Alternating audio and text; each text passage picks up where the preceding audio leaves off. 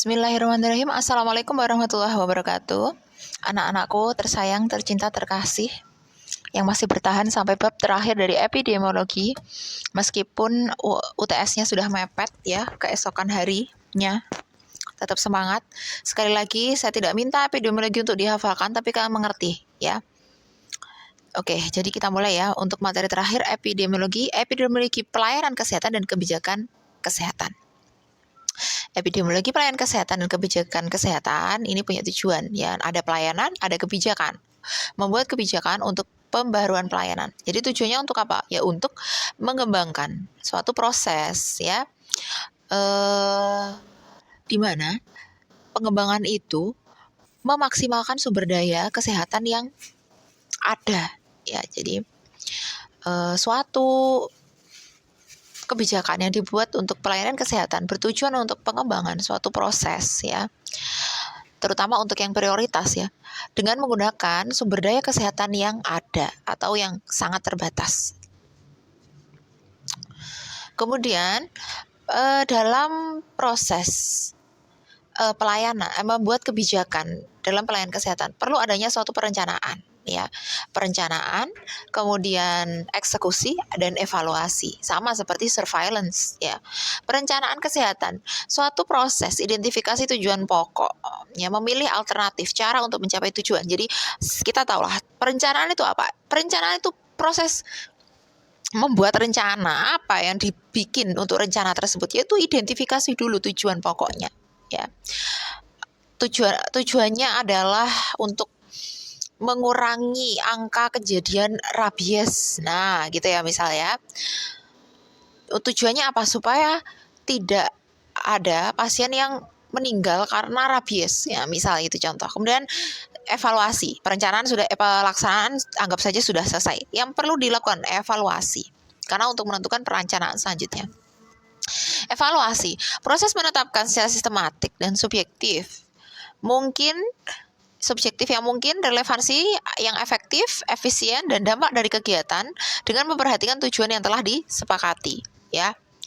Jadi dalam proses evaluasi ada proses penetapan secara sistematik, subjektif, relevan, efektif, efisien, dan dampaknya gimana nantinya kalau dilaksanakan ya.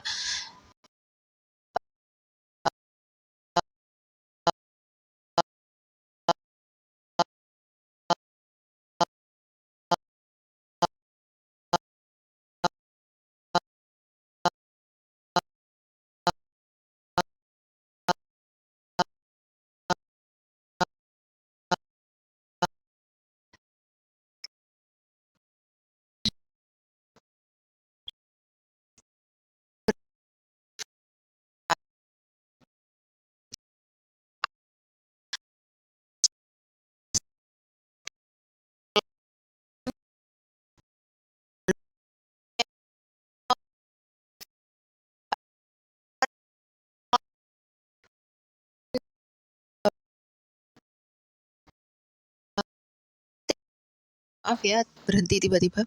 Orang jadi takut memelihara hewan peliharaan. Nah, akhirnya gimana? Hewan peliharaan yang sudah beranak pinak itu nantinya akan dibuang sembarang tempat ya. Akhirnya semakin tidak terawat. Nah, itu dampaknya tuh seimbang nggak dengan perencanaan yang dilakukan. Nah, akhirnya kan adanya evaluasi, oh ya udah tanggal 28 September ini perlu adanya vaksinasi gratis. Nah, tidak hanya vaksinasi gratis, vaksinasi rabies gratis, tapi juga sterilisasi. Karena sterilisasi itu mengendalikan jumlah angka kelahiran ya pada kucing-kucing, terutama kucing kampung ya, yang mana peminatnya juga sedikit, kemudian dianggap kurang estetik, jadi akhirnya membuat orang tidak minat untuk memelihara, dianggap karakteristiknya yang agak liar. Nah, itu loh ya, stigma itu. Kemudian langkah-langkah dalam penyusunan kebijakan pelayanan kesehatan, yaitu sama seperti surveillance ya, menganalisis, mengidentifikasi ya, mengukur ya, terus kemudian efektivitas rencana tersebut, efisiennya ya, kemudian implementasi intervensinya, kemudian pemantauan kegiatan, kemudian analisis ulang. Nah, itu juga termasuk evaluasi ya, analisis ulang itu. Nah, efektivitas suatu intervensi ditentukan oleh, ya efektivitasnya tuh apa yang menentukan faktornya. Nah, seberapa baik intervensi bekerjanya, jelas ya, seberapa baik program yang dibuat. Programnya baik, eksekusinya yang kurang baik, kurang tenaga epidemiolog. Nah, seperti itu.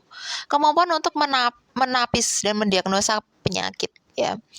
Semakin detail dan valid diagnosa, maka otomatis suatu kebijakan, oh ini COVID, bener COVID, oh ini rabies bukan epilepsi, oh ini apalagi dan seterusnya. Ya, ini demam berdarah bukan malaria, bukan tipes. Nah, itu perlu dukungan diagnosis penyakit bahkan secara laboratoris toh. Seperti itu. Kemudian penggunaan intervensi yang tepat, ya jelas ya. Kemudian efisien, tadi sudah efektif. Kemudian efisien. Bagaimana suatu kebijakan itu bisa efisien? Ya. Suatu hubungan antara hasil yang dicapai dan upaya yang dilakukan dalam bentuk uang, sumber daya dan ini bukan ini adalah fasilitas ya, fasilitas yang ada. Jadi adanya fasilitas, sumber daya, kemudian dukungan ekonomi, apabila itu digunakan atau diupayakan secara maksimal, ya pasti akan timbul efisiensi ya. Program yang lebih efisien dibandingkan dukungan itu hanya setengah-setengah atau ada salah satu faktor yang tidak ada. Nah, bisa dipahami ya.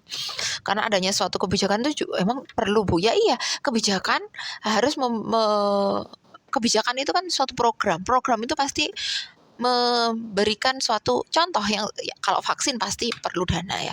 Misal suatu kebijakan bahwa cuci tangan 20 detik setelah menyentuh barang. Nah, apakah itu di setiap titik atau di setiap lokasi itu pemerintah tidak mengadakan suatu kayak wastafel ya, kemudian hand sanitizer, hand rub dan lain-lain.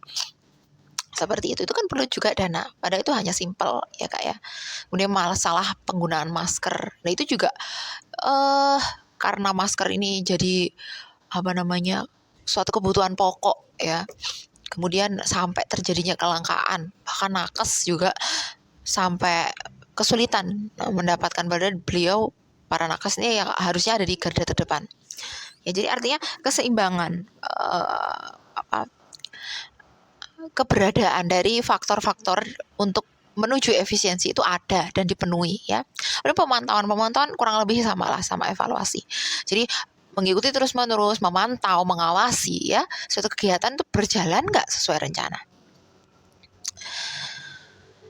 Kemudian ini ada pengertian yang sebenarnya dari tadi sudah kita bahas tentang kebijakan publik.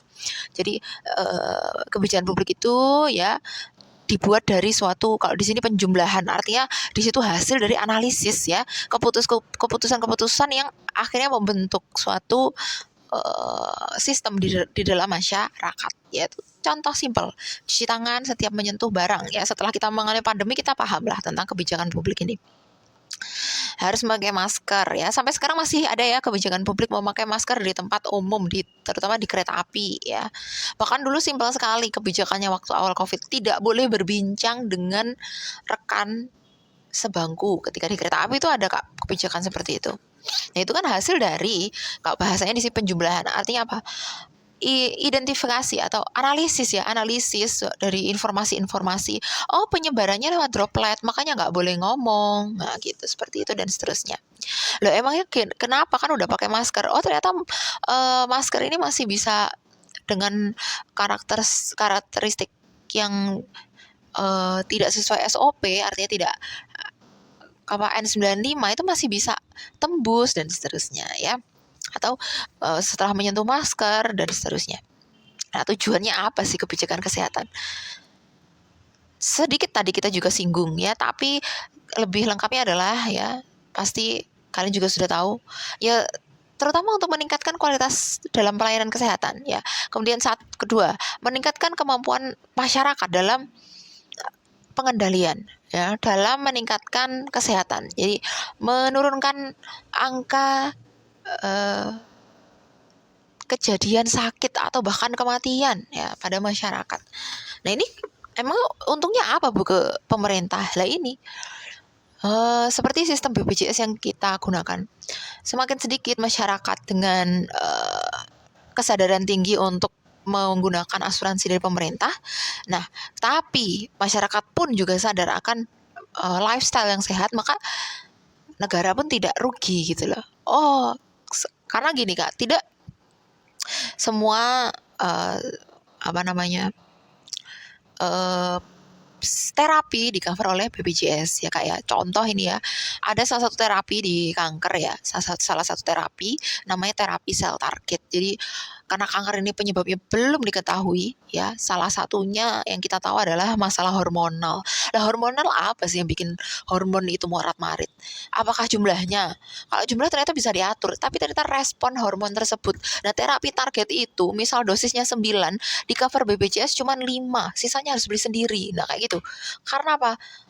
Ya karena keterbatasan dana yang dimiliki oleh BPJS. Kemudian antibiotik misal yang paling tinggi itu polymyxin B.